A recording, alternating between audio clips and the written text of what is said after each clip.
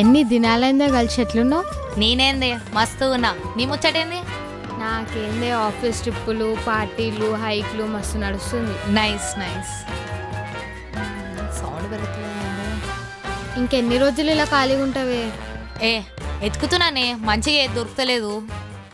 అరే నీకేం మాయరోగం వచ్చిందే? పెద్ద పెద్ద చదువులు చదివినావు కదా, బీటెక్లు ఎంటెక్లు అనుకుంటా. 2 years ఎవరైనా ఖాళీగా ఉంటారా?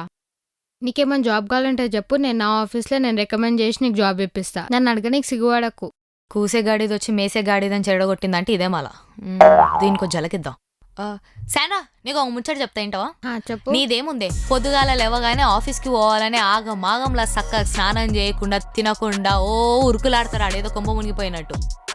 సూర్యుడు పోయేదాకా పనుకుని చంద్రుడు వచ్చినాక లేచి నైట్ షిఫ్ట్లు లాగిన్లు గట్రోలు అట్లాంటివి నాకేమీ లేవు.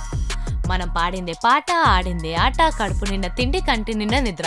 ఇంతకంటే ఇంకేం కావాలి చెప్పు? కొంపదీసి ఎప్పుడైనా మీ ఆఫీస్ వాళ్ళు ఇచ్చిన క్యాబో బస్సో మిస్ అయినావు అనుకో, ఇక నీకుంటది చూడు గోషితుల గాశారమే. అదే నేననుకో, నా దోస్తుగానికి కాల్ చేసి అరే మా అమ్మాయి ఇక్కడ గల్లీ పొండ ఛాయ్ తాగుదాం దా అంటే అట్లీస్ట్ చెత్తకు బండన్నే వేసుకొని వచ్చి నన్ను పికప్ చేసుకుంటాడు. అట్లాంటి దోస్తుగాలు ఉండగా ఇంకేం కావాలి చెప్పు? నీలాంటి వాళ్ళే బాగా సంపాదిస్తున్నామని ఓవర్ కాన్ఫిడెన్స్ తోటి ఆ దేడిది మాకుతోటి సొల్లు గాడ్చుకుంటూ వాళ్ళు ఇచ్చే క్రెడిట్ కార్డులు లోన్లు అవన్నీ అప్లై చేసి తీరా అవి రాగానే కాలి పతంగ ఎగరేసినట్టు ఎగరేసి తర్వాత ఇంట్రెస్ట్ లేకపోయినా నెలకి ఇంట్రెస్ట్ కట్టుకొని ఓటీలు చేసుకుంటూ బతుకుతారు.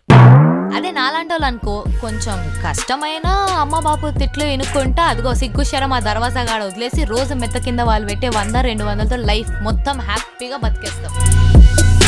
మీరు బయట చేసిన అప్పులు తీర్చాలనుకో, నానా సంకల్నాకి పైసలు సంపాదించి వాళ్ళ చేతిలో పోయాలి. అదే మేము అనుకో, అప్పుడప్పుడు వాళ్ళు చెప్పిన పని చేస్తే సరిపోతుంది. లైక్ శనగపిండో ముద్దపప్పు పట్టుకొస్తే వాళ్ళు ఖుషి, మేము ఖుషి.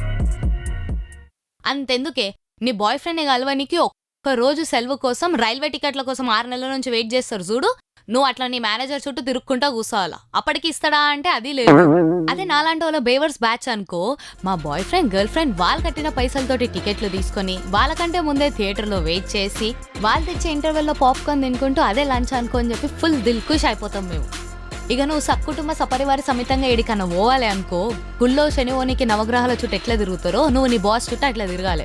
ఆ శనీశ్వరుడన్న దయదలిచి పోతాడేమో కానీ నీ బాస్ నీకు బొంగు కూడా లీవ్ ఇయ్యడు. నీలాంటి దానికే ఆ దేవుడు ప్రత్యక్షమై వరం కోరుకో అమ్మా అంటే పంతులు ఇంకా కర్ణించలేదు స్వామి అన్నదంట.